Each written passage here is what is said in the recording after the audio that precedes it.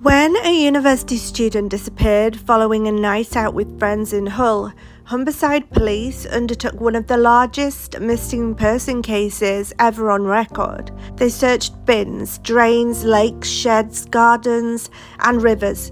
Her body would eventually be found, leaving her family in pieces, and a man locked away for up to 27 years. This is the case of Libby Squire.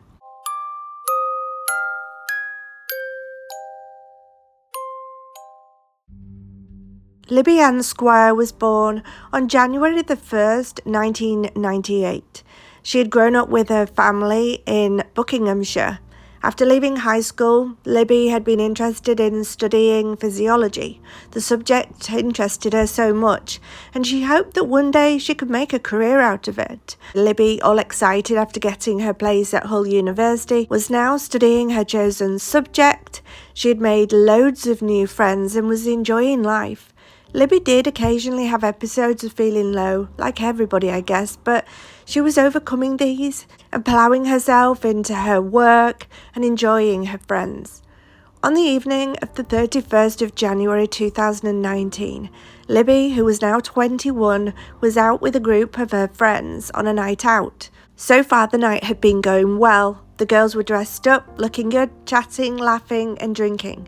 Nothing seemed out of the ordinary, and everyone seemed to be having a good time. But no one could have predicted the snowball of events that were about to follow, and how everyone would soon be wondering where on earth was Libby. At around 11:20 p.m. that night, after having shots and drinks, the girls were a little worse for wear, pretty normal for a group of girls on a night out. But after arriving at the Welly Club, the security suddenly stopped putting his hand up in front of Libby and refusing her entry. It was a music venue and nightclub situated in central Hull. The security doorman had decided that Libby was stumbling around and that he felt that she was too intoxicated to be given entry, so as a result Libby's friends decided to call her a taxi home. They made sure that Libby got into the taxi, made sure that the taxi driver knew where to drop her off. The taxi man drove Libby home and pulled up outside her house. At around 11:30 p.m, however, for some reason, instead of opening her front door with her key, as she would normally do, going inside to where it was warm and going to bed, as she'd done so many times before, Libby did not enter the house. About 10 minutes later, Libby was seen about half a mile away on Beverley Road. A series of witnesses saw Libby crying and sobbing in the street. Some even attempted to assist her, but found that she was incoherent and apparently quite aggressive, so they eventually gave up. We have to also make note that this was January, and it can be very cold in the UK at that time of year. It's possible also that she was not wearing the warmest of clothing, possibly only a thin jacket over her outfit. It's not known if Libby had taken anything other than the alcohol. It was never mentioned, so I'm led to believe that that was not the case. But it's strange how she just did not go inside the home. Maybe she felt that it was too early, not wanting the night to be over and knowing that all her friends were still out. So was it simply because she was under the influence of quite a large amount of alcohol, and did she really not know what was going on? It's such a shame, as her friends made sure she got in the taxi. She was so close to going inside the house and being safe. But the only person that can tell us why she didn't go inside that night was Libby, and unfortunately, she's no longer here to tell us. Can I also make note that nobody decided to call the police or the ambulance service to come and pick her up? If she was apparently incoherent and didn't know what she was doing, then surely wouldn't you just call someone to come and help her, rather than leave her out there to get hypothermia? Just a question. The search for Libby Squire was the largest missing person search in the history of Humberside Police. After Libby's family had called the police to report her missing the following morning, the search was on. While police went door to door asking anyone if they'd seen Libby that night or since, another team of officers walked and searched the areas around where she lived, including waste ground and parks. They were not just looking for Libby, but items of clothing, her bag, items that she may have taken with her. And in the days following Libby's disappearance, her frantic parents, Russell and Lisa Squire, who knew their daughter well enough to know that she would never just disappear, made a public appeal for information and asked for her safe return. More than 100 officers and staff searched for evidence, whilst as the search intensified, specialist dive teams searched nearby bodies of water, including the River Hull and the Beverley and Bramston drains. Police undertook door-to-door inquiries in the areas of Hull near to where Libby lived. They looked into recovering CCTV from the street where she lived and around the town where she'd been out that night. Detectives questioned Libby's friends to build up a picture of her final movements. They were told how they could not understand why Libby was not at home. They told how Libby had got into the taxi and she was on her way home. So detectives then needed to speak to the taxi driver, and eventually, after sifting through CCTV evidence and finding a license for the taxi, officers were able to bring the taxi driver in for questioning. He told officers that there would be no problem, that he had taken Libby home, he dropped her off outside, she'd paid fine but was a little bit intoxicated, but then he'd driven off, so he couldn't tell them anymore. Officers were seen searching bins, drains and partially frozen dams. Meanwhile, back at the station on the 6th of February, a 24-year-old man named Pavel Relovich had been arrested on suspicion of Libby's abduction. As after searching through hours worth of CCTV footage, officers had noticed this silver Vauxhall Astra just driving slowly around the area, and around the same time that Libby had gone missing. He told officers that he had just been out for a drive, and so they took his DNA and fingerprints. Now, at the time of his arrest, Pavel was found to be in the possession of a pink holdall.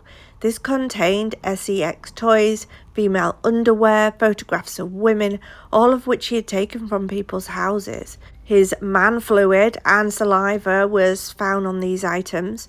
He accepted he had a problem controlling his urges. Now, Pavel had no criminal history in the UK, his DNA and fingerprints were not on file, but after an investigation it was noted that his DNA matched certain crimes that had been committed in the area. Now, Pavel was charged with voyeurism, which is the sex interest in watching other people engaged in intimate behaviours such as undressing or actually in the sex act.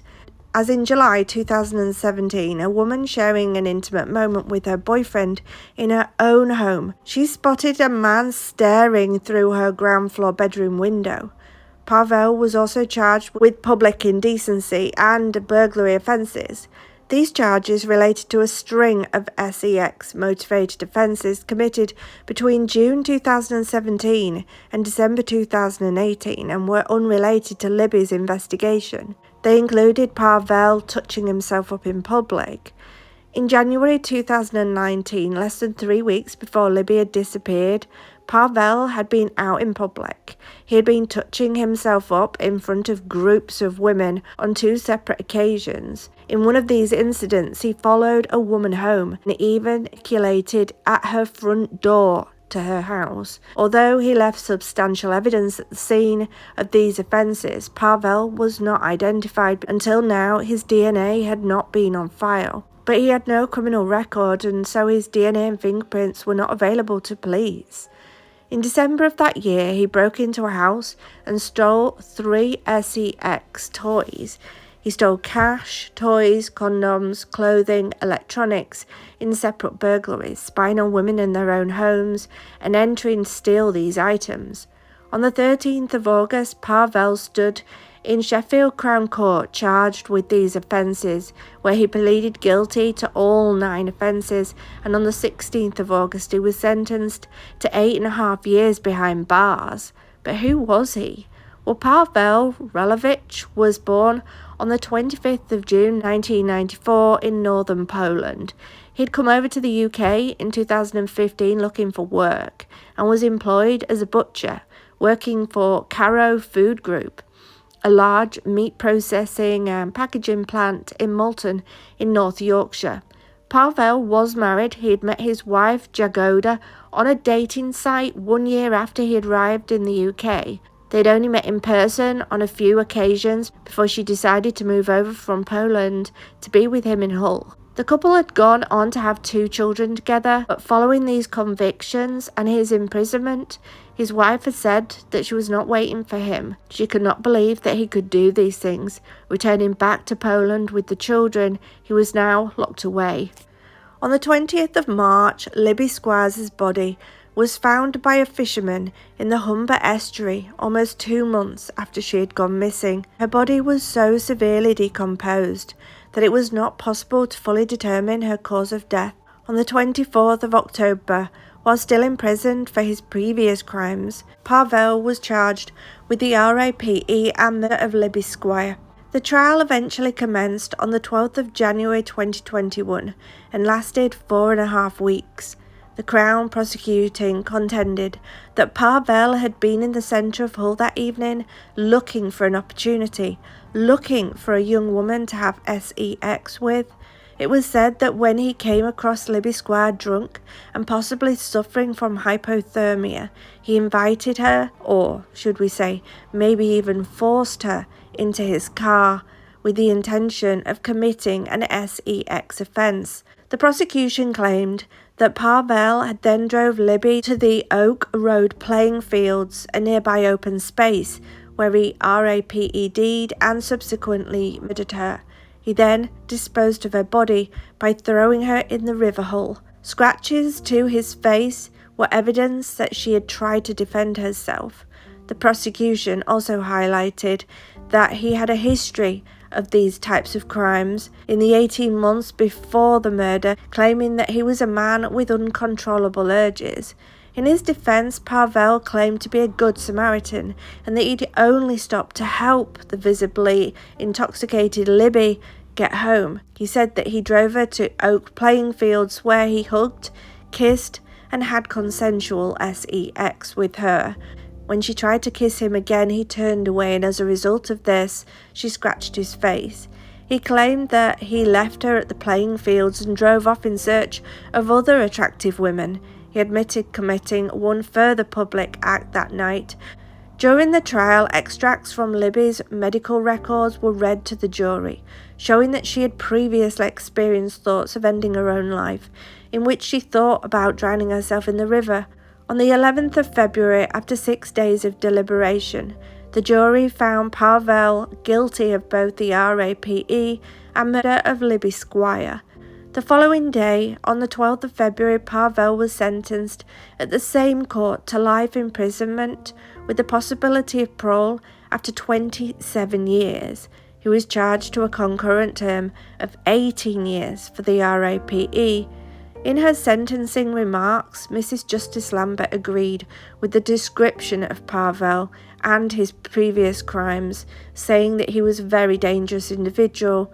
After her daughter's murder, Libby's mother, Lisa, began publicly advocating for men convicted of non-contact sex offences such as terrorism to be given tougher sentences as well as therapy. Her campaign claims this will prevent sex offenders escalating to more serious offences. Let's hope that if campaigns like this can save young girls from people like him in the future, for the family of Libby, it will not bring her back. They are left with their memories and the photos of their beautiful girl and had her whole life ahead of her. May she rest in peace.